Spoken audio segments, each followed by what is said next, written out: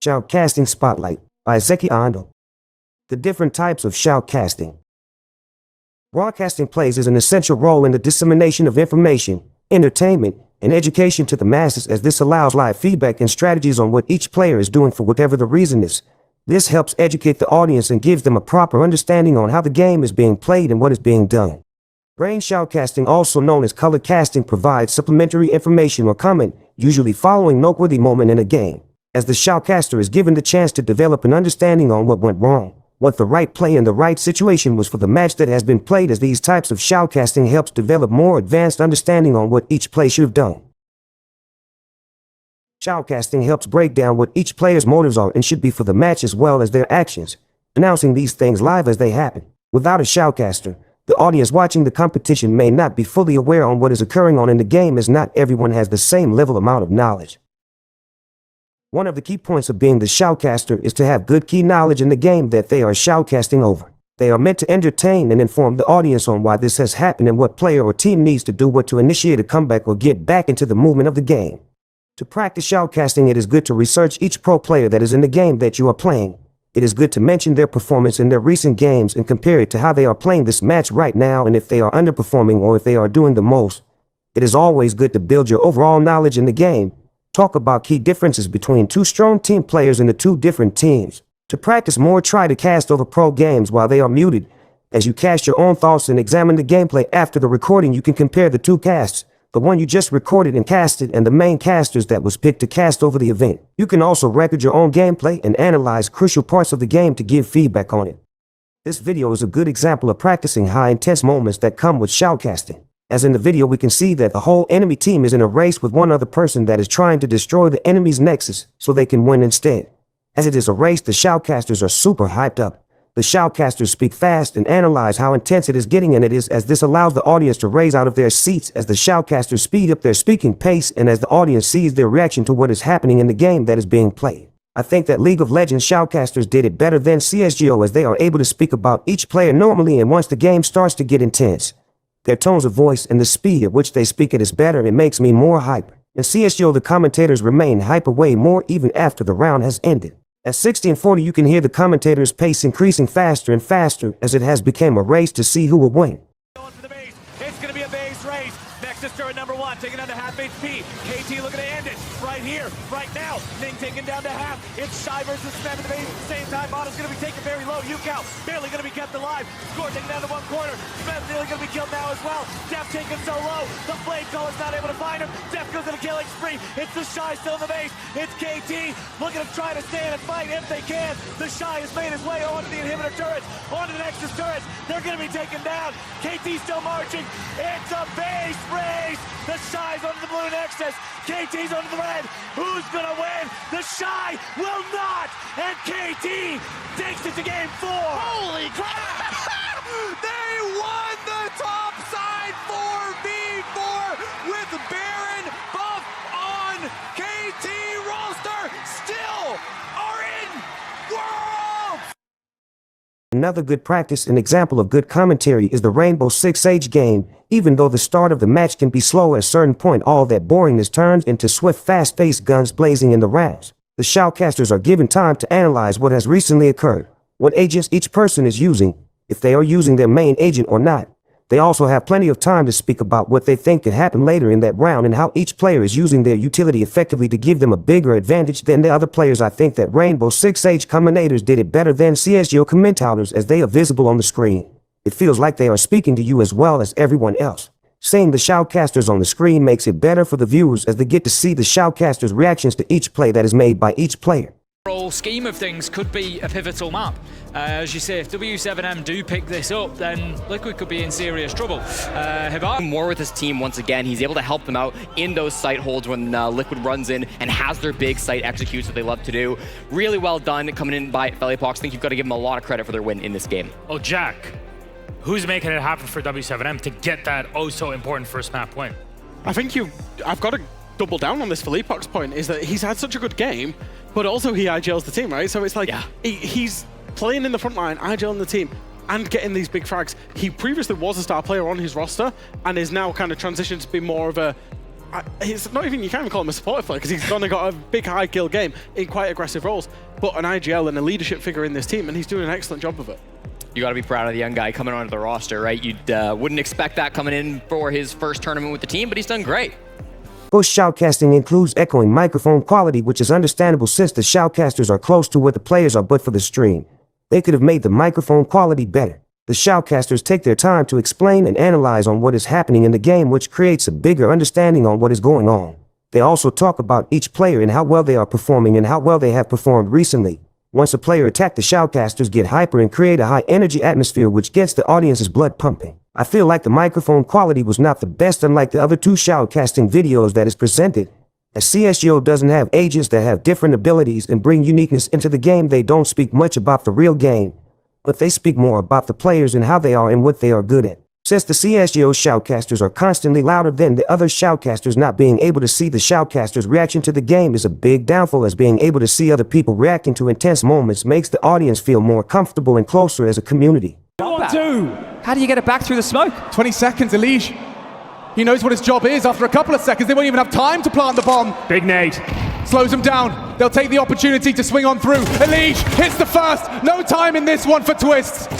And all of that hard work, a good shot short, but all of that hard work from Garrigan, it does not translate into a 12th. Oh, decent damage, sure, but as we go into the final round of play here, they're going to have to buy 12 secure for Complexity, their map choice. They are looking to pick up map number 1 against FaZe Clan. Their aura on the stage right now is starting to shake. Oh, you're so right as well, Alex. That linchpin, the bombing towards the connector as soon as it goes down. Yeah, this is really something special out of Elige and JT. With so much pressure on your shoulders, the first map of a grand final. You haven't been in this environment before, with this much at stake. And it's Halzak tested. He'll hit a shot, he'll get away. JT. Elige is cooking too, on that flank from the monster side. He hasn't finished off his meal. Brokey bleeding with the bomb. JT fragging up a storm, this in-game leader. And Complexity, 2 kills away. Touching distance, still room for error. There's Garrigan alone, and Complexity just need to bring him down. One man, he's gone, and Complexity have the lead. This fairy tale, it's not done yet. More chapters. Play-by-play to practice play-by-play, it is always good to rewatch events and cast over it as if you are the main shoutcaster. After recording your attempts, you can compare and retry again, which gives you more to develop on as you continue getting better at play-by-play shoutcasting. I would like to agree with this method of improving as shoutcasting over a past event, and comparing your shoutcast to the shoutcast that was partaken when the event was live gives you many options to expand your knowledge on shoutcasting in general, as you can see the stuff that the shoutcaster has mentioned, what you didn't say, stuff you talked about a little too long. You can ask yourself questions about how to improve more.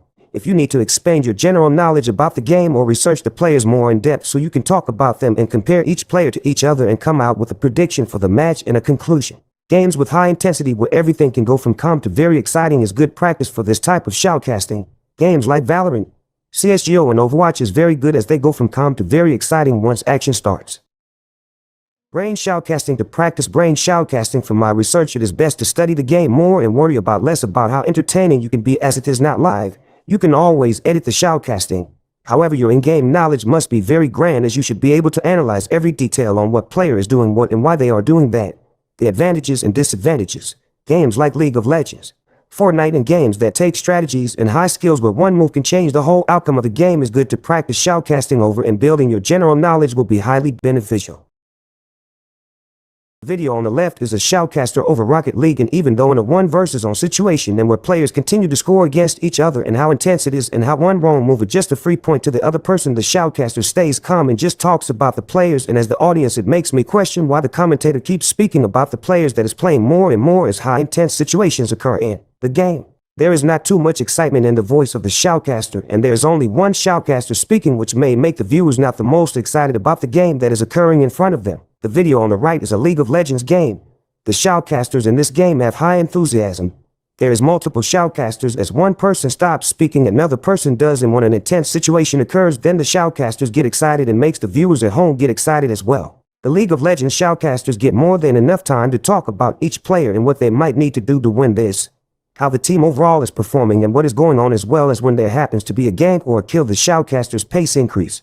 This is really good as it makes the viewer feel super excited, and it is a metaphorical hook as it makes the viewers interested and makes them watch the match more and more to see what team will win the game and what amazing strategies each player does and comes up with.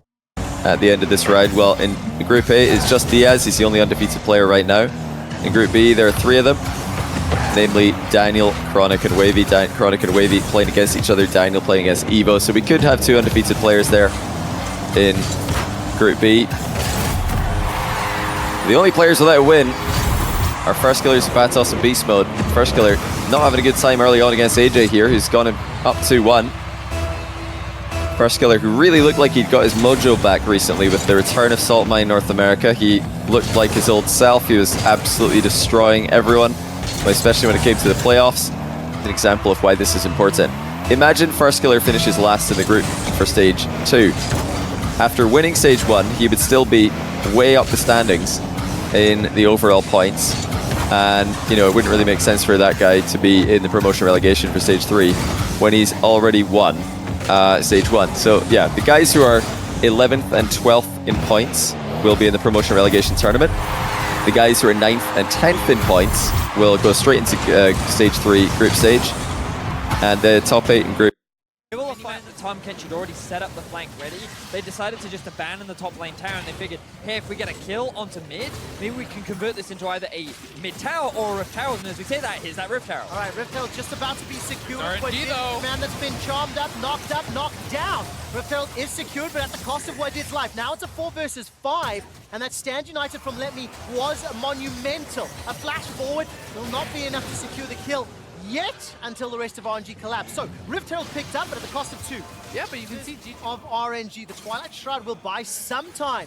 Now Wonder's going to need to get over the wall. That summon a spell used. While that's going on, Uzi are picking a fight. Wonder finds Ming. Perks gets Uzi. And just like that, who baited whom? So I thought this is going to be exactly what we talked about. Huge. RNG with the globals, we're going to try and attack one of the side lanes, but Wonder with the fancy feet escapes from that situation. G2 collapse on 2 members mid. They kill both Uzi and 1. Intellectual property rights. One of the fundamental legal concerns that distinguishes esports from other traditional real-world sports is that esports teams operate under the game developer's licensed intellectual property. That is not to suggest that the esports team lacks intellectual property. Branding and reputation are critical to the team's success in both attracting the finest players and marketing and monetizing their brand. Trademarks and other intellectual property protection will very definitely be advantageous. Teams should also be aware of and understand who owns the rights to any broadcast/stream video and how such content might be used to benefit the team. 2.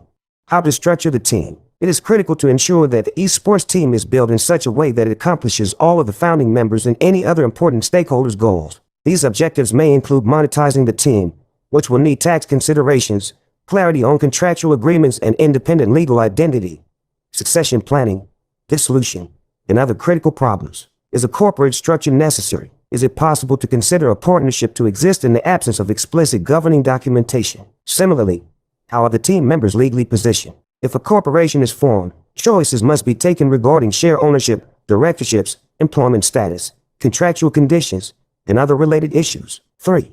The laws and regulations. Is critical to have a solid awareness of the rules and legislation governing your chosen industry before starting any new business. Generally speaking, this might be as easy as reviewing your knowledge of your legal obligations as a UK employer or getting counsel on the conditions of your supply contracts and pertinent health and safety laws. However, the legal concerns become considerably more complicated when your firm operates digitally. Depending on how the business is planned to be structured, it may be required to start by taking into account the effects of laws pertaining to sports, gambling, and prize promotions, in addition to other jurisdictional and regulatory problems that are relevant to esports. 4.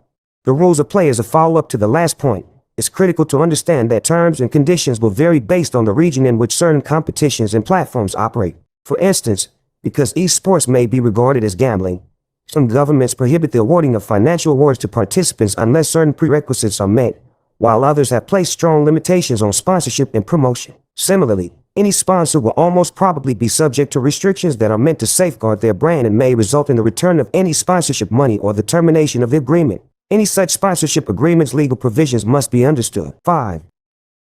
Travel and location considerations. An esports team may compete in live events or play online, either as a single unit or in a competition alongside other teams. Every arrangement will have specific things to think about. It is obvious that if playing online, a quick and reliable connection must be provided. But does the legal situation regarding outages also need to be taken into account? In the event that an internet outage prevents the team from competing, will they be held accountable to any broadcasters or streaming platforms? On the other hand, it will be crucial to make sure that the right plans are in place for COVID travel concerns, lodging, hardware, internet connection, and other important details if individuals are traveling to a physical location, often abroad.